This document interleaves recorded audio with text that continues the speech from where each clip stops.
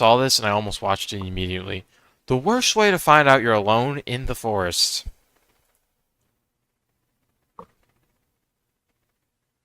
Oh, that makes so much sense. I didn't read it right. Okay. Not alone. Center around creatures. The first story you'll hear is sort of uplifting in a way, and then the last two stories are downright spooky. But before we get into those stories, if you're a fan of the strange, dark, and mysterious delivered in story format... Is he good? Why does he have like a huge red mark there? Then you've come to the right place. It looks like a bump. What has happened to him? Okay, whatever. Because that's all we do, and we upload once a week. So if that's of interest to you, please hit the like button like it owes you money, but not too hard because we need it for next week's episode. Also, please subscribe to our channel and turn on all notifications so you don't miss any of our weekly uploads. Okay, let's get into today's stories.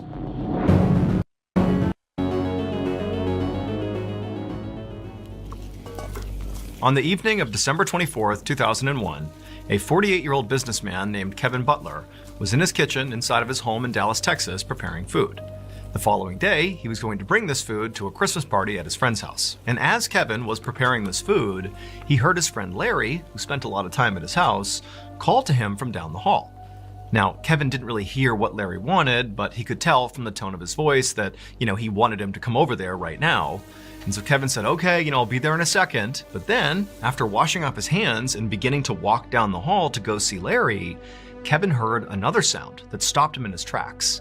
He heard the sound of two men's voices coming from outside of his house. The men sounded drunk, and they sounded like they were literally in his front yard. And also, Kevin thought he recognized the voices. And so instinctively, Kevin flew over to the door and whipped it open. And sure enough, it was Johnny Serna, one of Kevin's former employees, and Daniel Torres, who was Johnny's half-brother.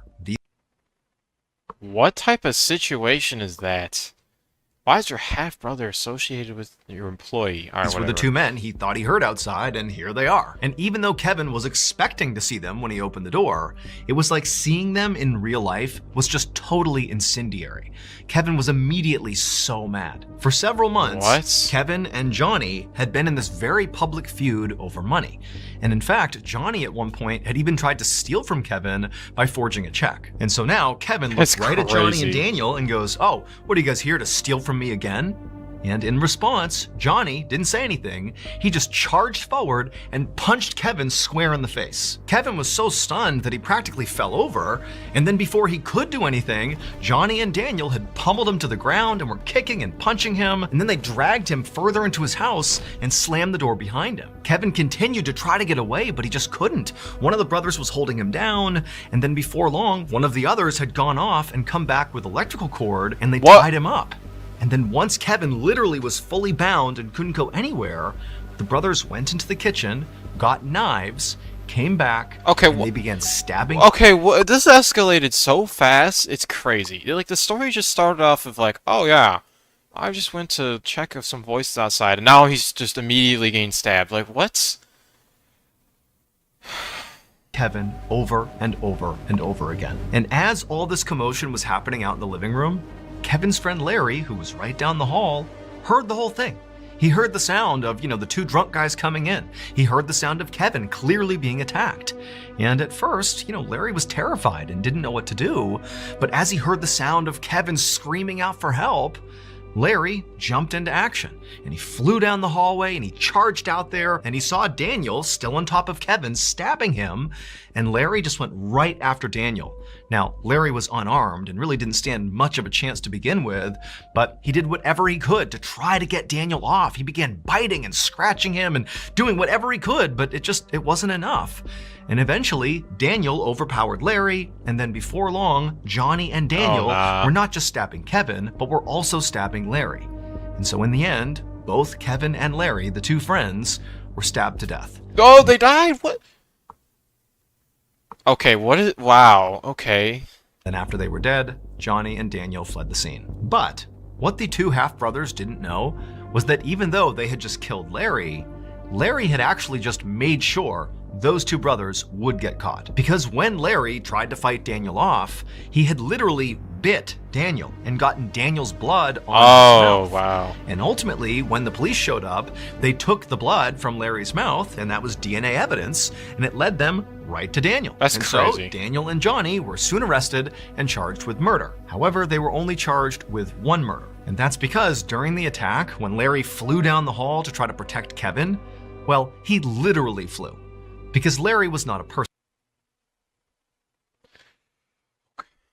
This is like diabolical, dude. How do you have that type of plot twist? That's crazy. That's a crazy plot twist, I'm not gonna lie. Dude. Larry was Kevin's pet. Wait, so they killed the bird? Bruh. Wow. Too. And he was named after Larry Bird. Kevin had adopted Larry 2 years earlier, and the two had become like best friends. And so when Larry heard his best friend Kevin being attacked, he flew in to try to help. And he wound up clawing and pecking at Daniel's head, ultimately getting Daniel's blood on his beak, which led to their arrest. Daniel Torres and Johnny Cerna were both ultimately convicted of murder and sentenced to life in prison. That's crazy. What if I told you there... Honestly, they should get a second charge. You can't just get away with killing a bird. That was a bad voice crack.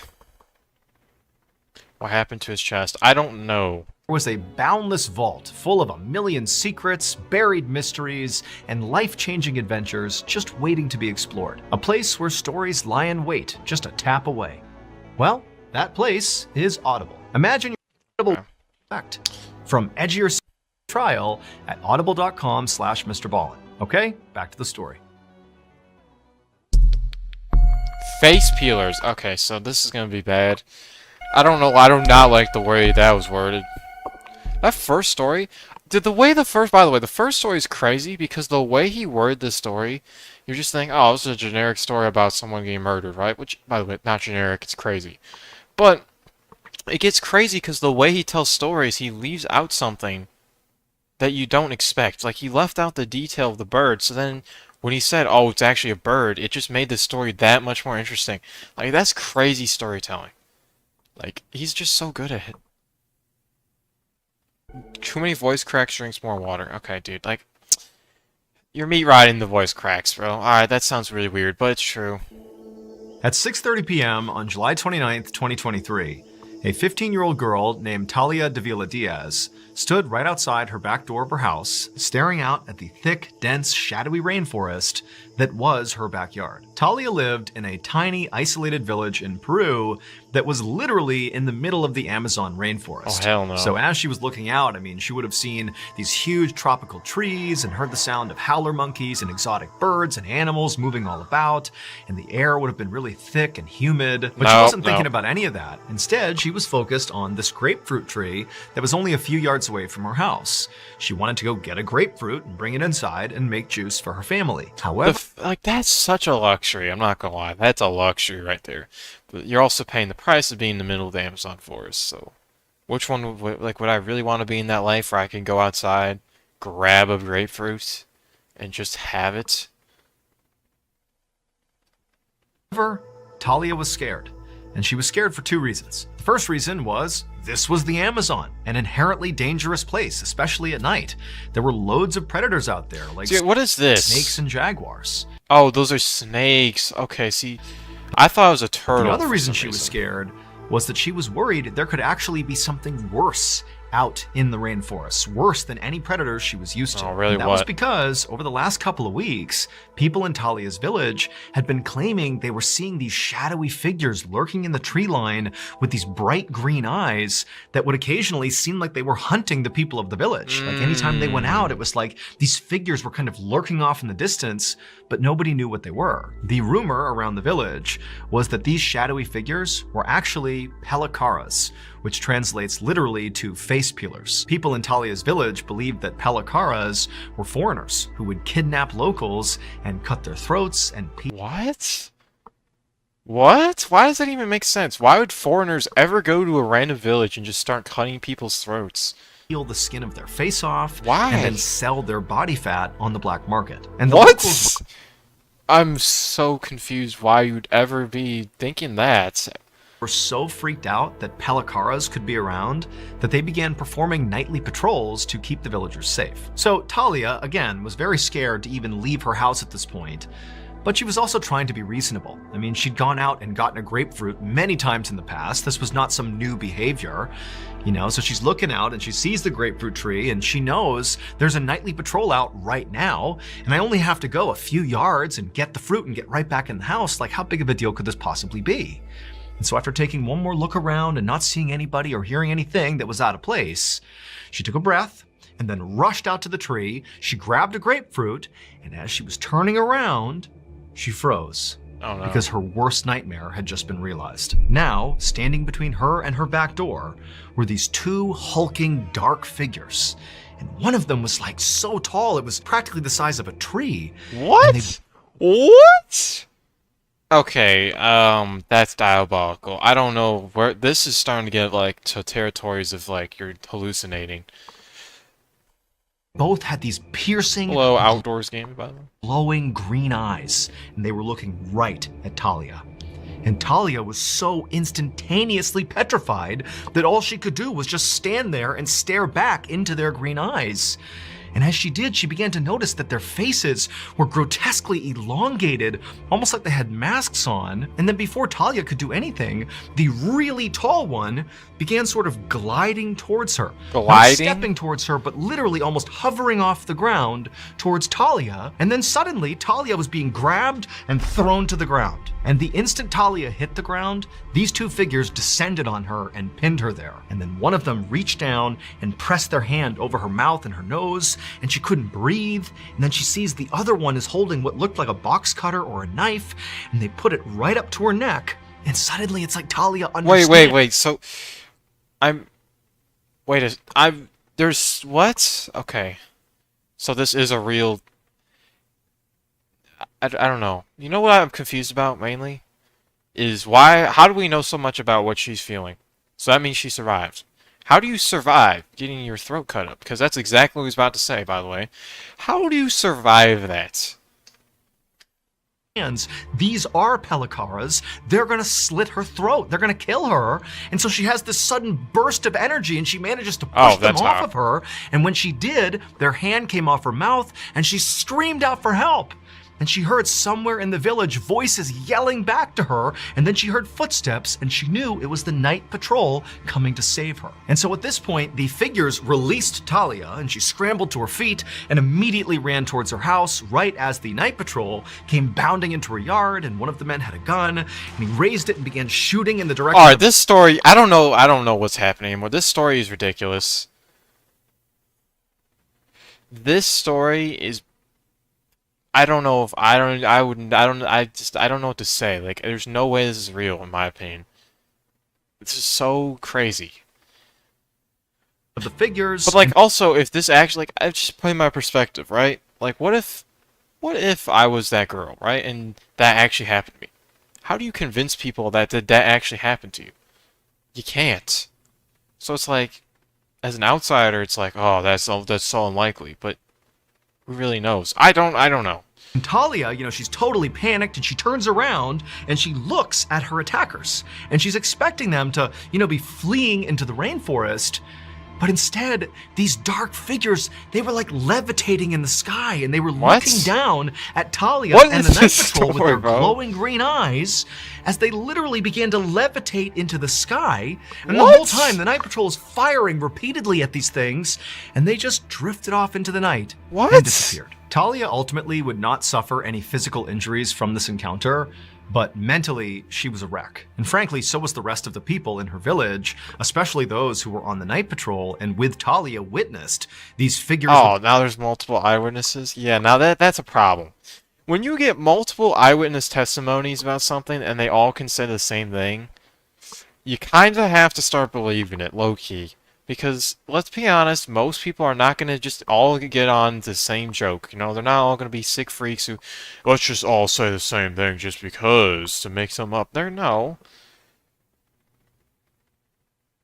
What is Jakob, the big head scientist? I don't know what that is. green eyes flying away into the sky. I mean, the fear in this village following this encounter was through the roof. And in fact, ultimately, the Peruvian government would get involved after this encounter, and they would investigate to try to figure out, what happened to Talia. And they would ultimately conclude that there was an illegal mining operation happening somewhere in the rainforest. What? And some of these miners, in an effort to scare people away from coming anywhere near their operation, they got their hands on jetpacks, wore armor and masks. Okay, what? There's no way. Jetpacks? Those are real? I've legitimately didn't even know those were real. What? And then went into villages like Talia's and basically pretended to be aliens and then did, fly off on their jet. And they literally risked getting shot? What? They literally got shot at and they survived? I'm so confused. And also, I don't know, maybe this is all like from the movies and stuff, but aren't jetpacks loud? I don't know. This is such a crazy story. What is happening? Jetpacks. That is the official story as of right now. However, people like Talia and the other people in her village and many other people who live in the Amazon rainforest who have come in contact with these figures with green eyes, they say those are no miners. Those are either Palacaras or they are creatures from another world. Yeah, but why? Yeah, also, why would you ever... If you're illegally mining in the Amazon rainforest, why would you ever go out of your way to hunt and kill and, cut the throats of citizens of a village nearby? Why would you do that? That just exposes... Well, I mean, I guess it does give the job done in the sense of, no one's going in the forest, but, at the same time, that's just making it so that, I don't get it. I don't understand. It's such a weird story. The claw marks. Oh, God. That gives them negative 100 karma. Okay, bro. This is not Fallout. That's crazy. Negative 100 karma is crazy, bro. The whole karma thing had never made sense to me because the problem with karma is the idea of oh, if you do good things, you get good things received to you. Is that really true? Is that really true? No. The answer is no.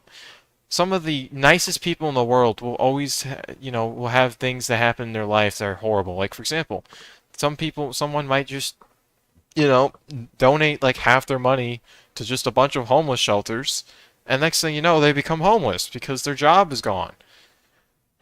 It's just because you're doing good things doesn't mean you're getting good things to happen to you. And just because you did bad things doesn't mean your life is suddenly going to be bad, That's just how I see it. It's a dumb system. Karma's a Hindu thing. Okay, well, it's a thing that most people believe in for some reason. I don't know. I get why, though, it's supposed to make people do good things, oh yeah, be good. How about you just be good for the sake of being good instead of having to have a reason to do it, Afternoon of May 21st, 1974, a 39-year-old man named Pilar Gomez walked through a forest in Argentina. In his hand was a machete and an axe. And as he walked, he used the machete to clear brush, and then eventually he reached this huge tree, and he put the machete down, gripped his axe, and got ready to chop it down. However, before Pilar took his first swing, he looked up and he noticed pretty high up on this tree were these very deep claw marks right into the bark of the tree. Now, at first he thought, oh, that's got to be, a bear's claw marks. But the more he looked at it, the more he realized that would have been an enormous bear to leave marks like those. I mean, these are deep and wide claw marks. Now, Pilar was a professional lumberjack, and he actually lived in this section of forest. He owned this plot of the forest. His cabin was only a few yards away, and he was used to coming in contact with the wildlife, like bears.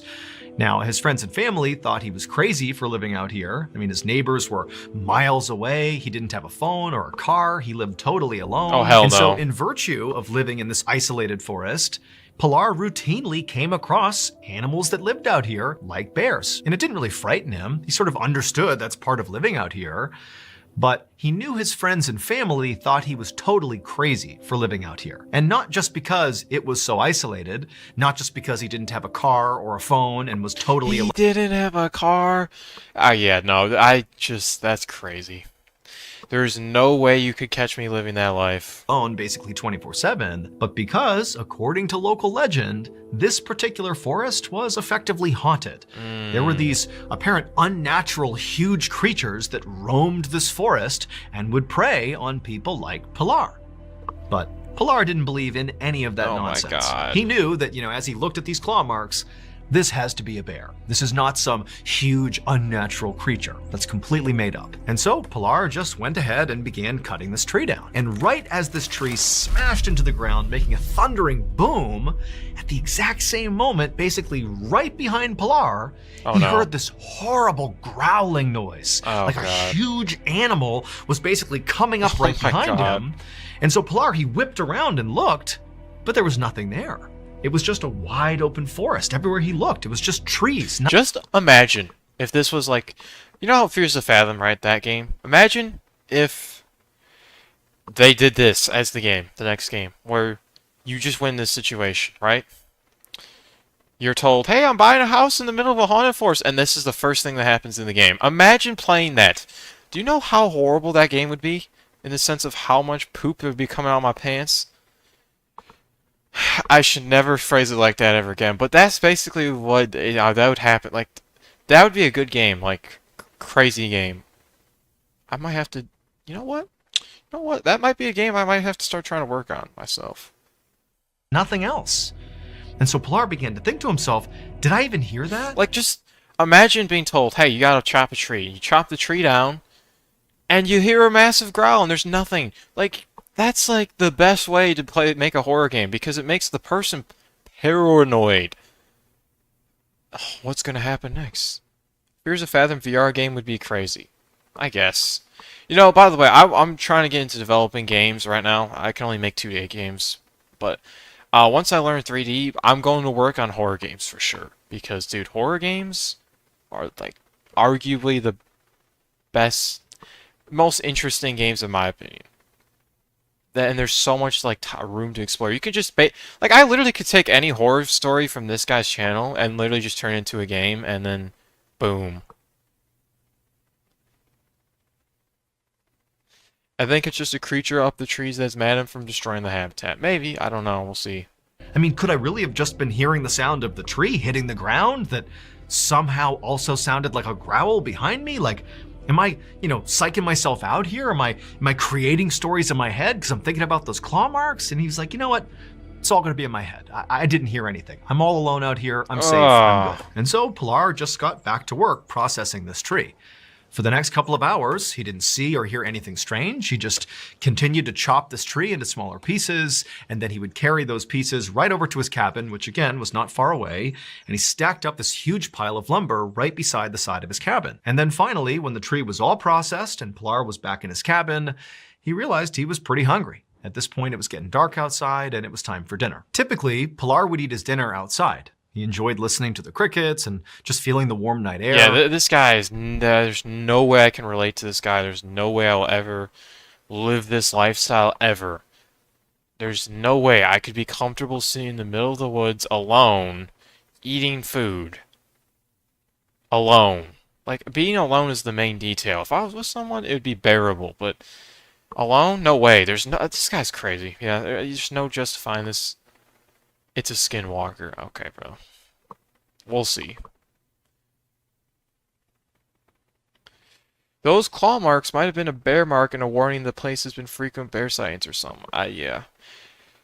I don't know. And tonight was no exception. So he grabbed some stew from the night before, he went outside, and outside he had this table that was right next to his cabin, and then just beyond the table, farther away from the cabin, was this wood stove. And so he got the wood stove going, and then he put his stew on the stove to warm up, and then he sat down at the table, and he just sat there, enjoying the night, waiting for his food to be done. And as Pilar just sat there relaxing... Yeah, like, look at that. This right here, scary. Like, just look at the... Already, it's not even fully dark, and look how pitch black those trees are, the tree line is. Like, Legitimately anything could be there. Odds are nothing's going to be there, but it's just a fact of that. Like, oh my god. And then you have this massive light source, just your house is a massive light source, a beam of light in the middle of darkness. Like, yeah, anyone trying to find someone to harm is going to just completely destroy you. Who'd stay in this damn place? It seems like it's being haunted by Jason for I don't even know who that is. You mean Jason from whatever movie that is? I know exactly who that might be. That's not a helpful sentence. Realized that he couldn't hear any crickets. They had gone completely silent. And then as he looked around at the dark forest, he realized the forest was actually silent. I mean, there was no noise whatsoever. The only noise was his stove. And Pilar knew. Yeah, by the way, I've heard this many times, if the forest goes silent, there's a predator among you. And it's not a good one. That the only time the forest got this way was if there was some big predator around. And so right away, Pilar thought back to the claw marks in the tree and, that growling sound that he wasn't sure if he heard or not. And he's thinking, maybe the bear is back. And so Pilar scanned the tree line, trying to see movement. But there was nothing. It was just deadly silent and just a dark forest in all directions. And so feeling really unsettled, Pilar decided he should just go back inside his cabin and eat in there where it was more safe. And so Pilar stood up and he walked towards his cabin and he was about to go inside when he remembered he had left the stove on with the stew on top warming up. No. Dude, I'm just picturing this as a horror game, and it would be the most torturous horror game of all time. Oh my god, like, imagine playing this and, like, oh my god. And so he turned back around and he looked out at the dark forest, and it's still totally silent. He can't see any movement. Then as quick as he could, he walked past the table, out to the stove. He shut the vents in the stove, and he was about to grab the stew to go back inside with it when something really powerful struck him in the back, knocking the wind out of him. And then before he could react, he looked down and he saw this massive furry arm with sharp claws reaching around him, pulling at his midsection. It was the bear. And so immediately Pilar began thrashing, trying to get away, and he managed to kind of stumble forward, and his machete was on the ground near the stove, and he fumbles down, he grabs the machete, and he wheels around to strike this bear to get rid of it. But the second he saw the bear, he realized it wasn't a bear. Oh no. And instinctively he knew he just had to run. And so he turned and began sprinting towards that lumber pile he had cut up before right next to his cabin. Why? As he was scrambling up this pile, he could hear the sound of this thing running towards him, and then he felt another explosion on the side of his head. And even though he now has been wounded, probably gravely, it was like all adrenaline, and he kept going up the lumber pile, and he clambered onto the roof of his cabin, and he turned around getting ready to fight as best as he could, whatever this thing was. But when he looked out, this thing was just gone. Oh my god, no. Absolutely not. Oh god, this is just getting worse. It was deadly silent again, and there was nothing out there. And so as he's sitting there kind of looking around, waiting for this thing to pop back up again, he reached up and he felt the side of his head, and his ear was missing. This thing had ripped his ear off when it hit him in the side of the head. Pilar would remain on the roof of his cabin all night, just constantly scanning, looking for this bear creature to return. But it didn't. The forest just remained totally silent, and nothing happened all night. And then finally in the morning, when the sun began to come up, the forest kind of went back to normal. And at that point, Pilar is kind of delirious from blood loss and the impact to his head. And he knew he just had to get out of here and go get help. Where is he supposed to go? He has no car. And the recipe for disaster. This is why I would never want to live in rural areas where it's like very rural. Where it's like there's literally nothing near you. Because what am I supposed to do in this situation? Well, what is he supposed to do? He has no car.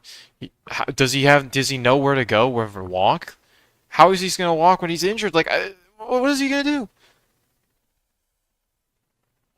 And so he climbed off the roof, and then he ran about a mile to the nearest building, which was this woodworking shop. And when he got there, there were a couple of people there, and when they saw the state Pilar was in, they didn't need to be told that he needed to go to the hospital. They just instinctively put him in the car and drove him there. After Pilar was stabilized and his wound was treated and he was sort of in recovery at the hospital, the police showed up to interview him to see what happened, and Pilar would tell them the story.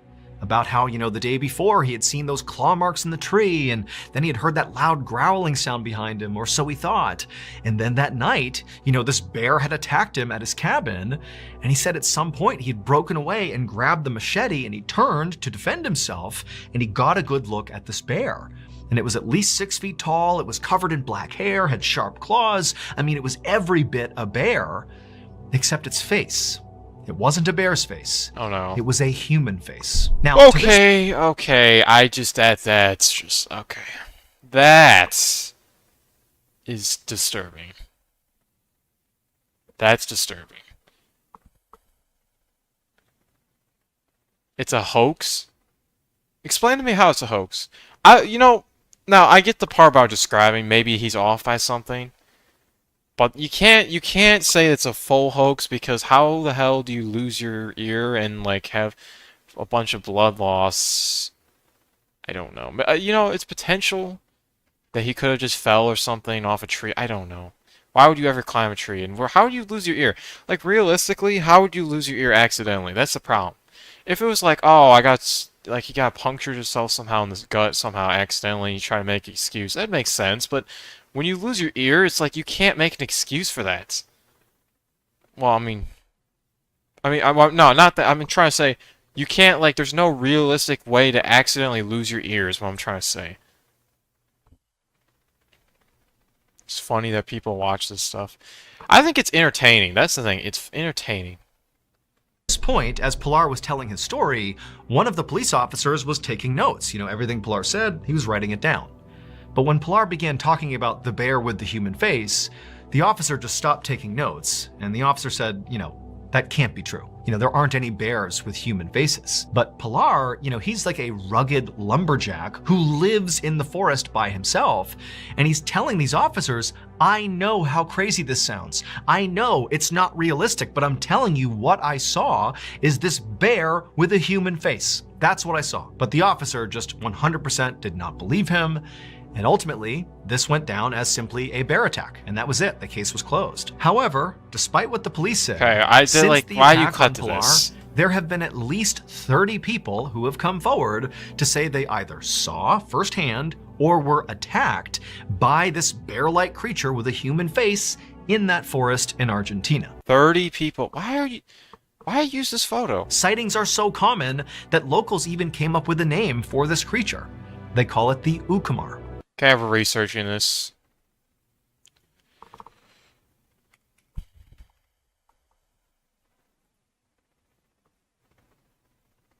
Okay, this looks stupid. This just looks stupid. Yeah, I don't know. This just looks stupid. None of these look like... Yeah, I don't know. This is... I mean, these are just like... I don't know. More like Bigfoot or Sasquatches. Just another Bigfoot. Yeah, I don't think this fits the description, though. I don't know. Bear man. Like, how are these bear men? Like, what is this? This is not... This is the wiki? Like, this is, like, not a bear at all. This is literally just a monkey. Or a gorilla or some sort that is exaggerated. Yeah, I don't know. Never mind. I don't... Forget that I looked this up. That's dumb. And to this day, nobody has any idea who or what it is.